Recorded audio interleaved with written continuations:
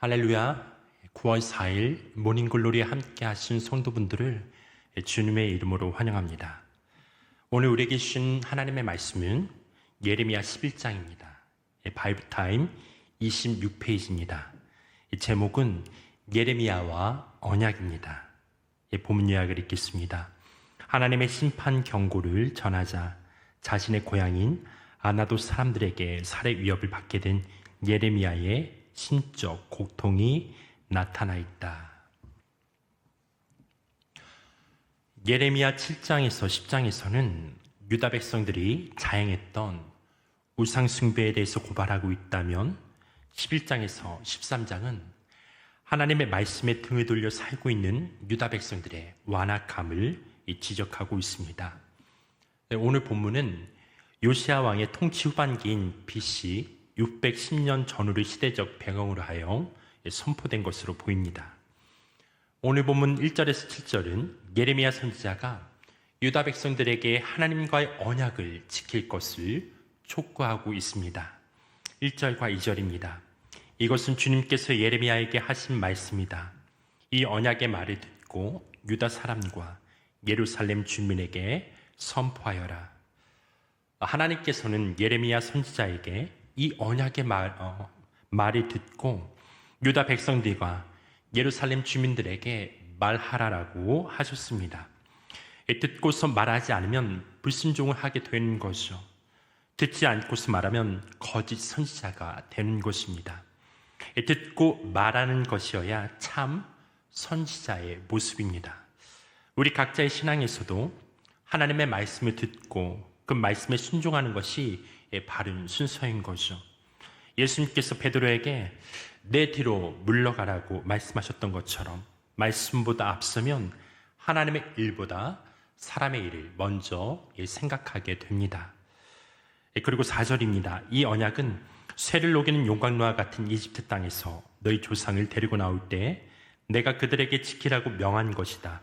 내가 그들에게 이르기를 나에게 순종하고 내가 명하는 모든 것을 실천하면 그들은 나의 백성이 되고 나는 그들의 하나님이 되어서.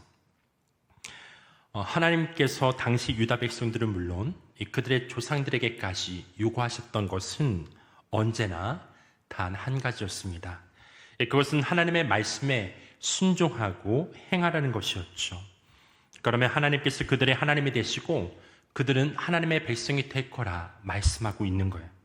하나님의 말씀을 듣는다는 것은 그 말씀을 따르는 것이고 그 말씀에 따르는 것은 그 말씀에 순종하는 것입니다. 이것은 분리될 수가 없어요. 하나인 것이죠. 하나님께서는 당신의 백성들이 얼마나 하나님의 말씀을 듣기를 원하셨던지 예레미야에게 유다의 여러 성읍들과 예루살렘 거리를 다니면서 이렇게 외치라고 하셨습니다. 7절과 8절입니다. 이것은 내가 너희 조상을 이집트 땅에서 데리고 나온 날에 확실히 경고하였고 나에게 순종하라는 것을 오늘에 이르기까지 거듭거듭 경고하였기 때문이다. 그러나 그들은 듣지도 않고 귀를 기울이지도 않았다. 오히려 그들은 자기들의 악한 마음에서 나오는 고집대로 살았다. 그래서 나는 지키라고 명한 이 모든 언약의 말씀대로 그들에게 벌을 내린 것이다. 그런데도 그들은 지키지 않았다. 하나님께서는 이스라엘 자손들이 하나님의 말씀을 지키기를 원하셨던 시점이 바로 출애굽을 했을 때부터 정확하게는 시내산에서 율법을 주셨던 그 순간부터라고 말하고 있습니다. 7절에 있는 부사, 확실히, 거듭거듭과 같은 단어는 인간이 하나님께 쓰는 것이 하나님이 인간에게 하시는 말들이 아니죠. 그럼에도 이렇게 사용하시는 것은 하나님께서는 그만큼 자기 백성들이 유하시고 편들어 주신다라는 거예요. 그럼에도 유다 백성들은 악한 마음에서 나오는 고집대로 살았다고 합니다. 그것은 하나님의 말씀과 교훈을 몰라서 못 지킨 것이 아니라 알면서도 의도적으로 지키지 않았다는 것이죠. 그들이 지속적으로 불순종을 하니까 불순종이 개개인들의 습관이 되었고 유다 백성들 전체의 관습이 되었어요. 문화가 되었다라는 거예요. 우리들도 마찬가지입니다. 우리가 하나님의 말씀을 이해하지 못하거나 하나님의 뜻을 이해하지 못해서 못 지키는 것이 아니라 대부분 알고 있음에도 불구하고 우리 속에 있는 완악함과 고집이 순종하며 사는 것을 거부하기 때문이죠.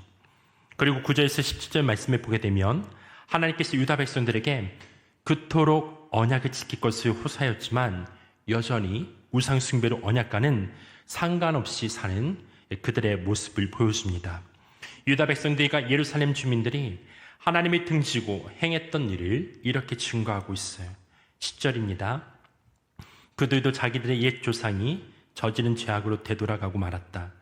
그 조상이 나의 말을 들으려 하지 않고 다른 신들을 쫓아다니면서 섬기더니 이제는 이스라엘 백성과 유다 백성도 내가 그들의 조상과 맺은 언약을 파기하였다. 우상 숭배를 했다는 면에서는 망한 그런 북이스라엘이나 망해가고 있는 남유다나 다를 바가 없다라고 말씀하십니다. 아담과 하와가 창조된 때부터 주님께서 다시 오실 때까지 인간의 궁극적이고도 본질적인 죄는 바로 우상 숭배입니다. 시대마다, 나라마다, 개인마다, 상황마다 약간씩 다르다고 할지라도 죄의 모습은 하나님을 섬기지 아니하고 하나님 외에 다른 것, 하나님 대용품을 섬기는 것이죠. 그 대표적인 것이 오늘날은 재물과 권력과 쾌락인 것 같습니다. 하나님께서 유다 백성들과 예루살렘 주민들의 우상 숭배에 대해서 이렇게 말씀하고 있어요. 12절 13절입니다. 그때 유다의 여러 성읍에 사는 사람과 예루살렘 주민은 분향하며 섬기던 신들을 찾아가서 도움을 간청하겠지만 그 재앙의 날에 그 신들은 절대로 그들을 구하여 주지 못할 것이다. 전혀 도와줄 수 없을 것이다. 유다 사람들아, 너희가 섬기는 신들은 너희가 사는 성읍 수만큼이나 많고 너희가 바알에게 분향하려고 세운 그 부끄러운 제단은 예루살렘의 골목길 수만큼이나 많구나. 유다가 얼마나 많은 신들을 섬겼는지, 그 숫자가 유다에 있는 성읍 수만큼이나 많고 바알에게 분향하기 위해서 세운 제단은 예루살렘에 있는 거리의 숫자만큼 많다고 합니다. 그럼에도 우상이 그들을 건져주지 못할 것이라고 말하고 있어요. 유다 백성들이 또 예루살렘 주민들이 그만큼 많은 신을 섬겼다고 하는 것은 그들이 그만큼 불안하고 두려웠다는 거죠. 그래서 하나님께서 예레미야에게 이렇게 말씀하세요. 14절입니다.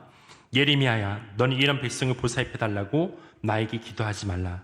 너는 그들이 도와달라고 나에게 호소하거나 간과하지 말아라. 그들이 재앙에 당할 때에 내가 나에게 부르짖어도 내가 들어주지 않겠다. 유다 백성들을 위해서 기도하지 말라고 하세요. 그만큼 하나님께서 속이 상하신다라는 표현입니다. 7장에도 비슷한 표현이 있습니다. 하나님께서 예레미야에게 이렇게 말씀하신 것의 이면에는 예레미야 선지자가 유다 백성들의 삶이 이렇게 형편없었음에도 불구하고 기도했다는 의미이죠. 사실 하나님께서도 15절에서 유다 백성들을 내가 사랑하는 유다라고 표현하고 있어요. 그러니까 하나님께서 유다 백성들을 사랑하면서도 그들의 기도를 듣지 않으신다고 말씀하는 것은 하나님의 마음이 그만큼 찢어지신다는 의미입니다. 그리고 18절에서 23절은 예레미야를 죽이려는 아나도 사람들의 음모와 예레미야의 하소연과 하나님의 답변에 대해서 증거하고 있어요. 예레미야는 하나님 앞에서 참으로 신실한 선지자였죠. 그가 신실했기 때문에 유다 백성들과 그의 고향 아나도 사람들이 그를 싫어했습니다. 19절입니다. 저는 도살장으로 끌려가는 순한 어린 양과 같습니다.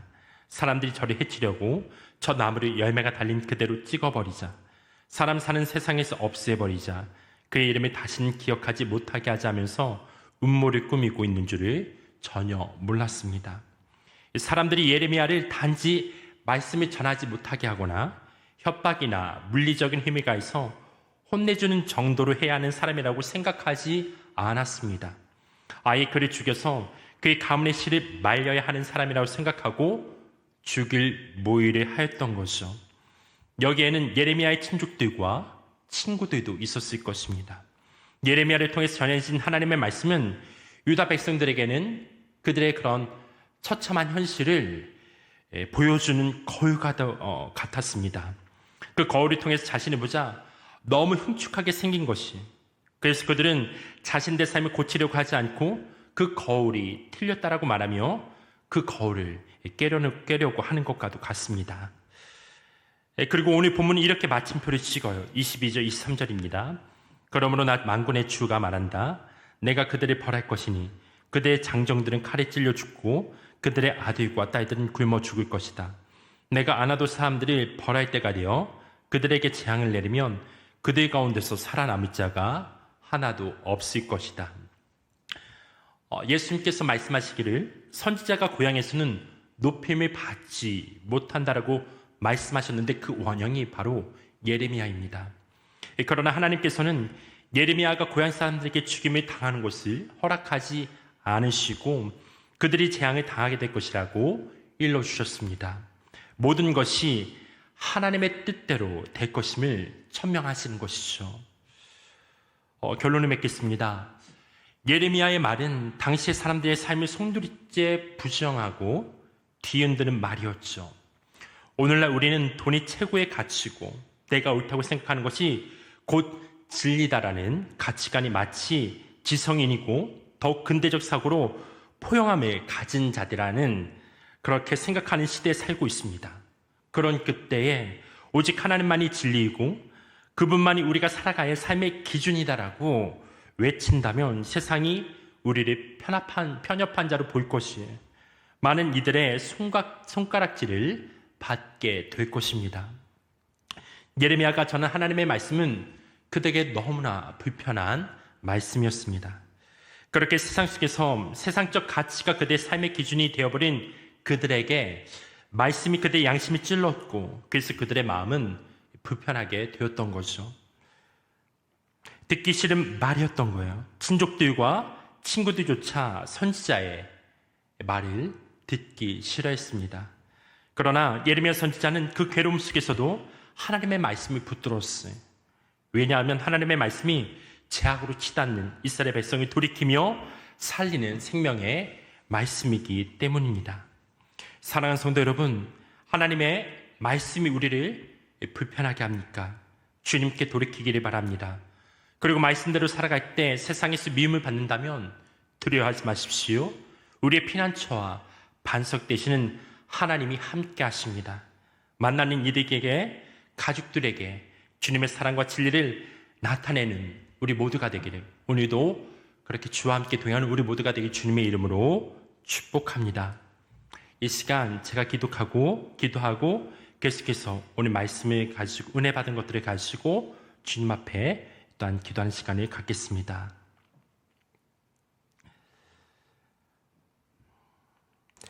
아버지 하나님, 나와 맺은 언약을 지키라는 하나님의 간곡한 말씀이 귓등으로 듣고 끊임없는 우상 숭배로 하나님의 속을 상하게 만든 것은 이스라엘 자손뿐만 아니라 또한 유다 자손뿐만 아니라 또한 우리도 그와 같을 때가 있습니다.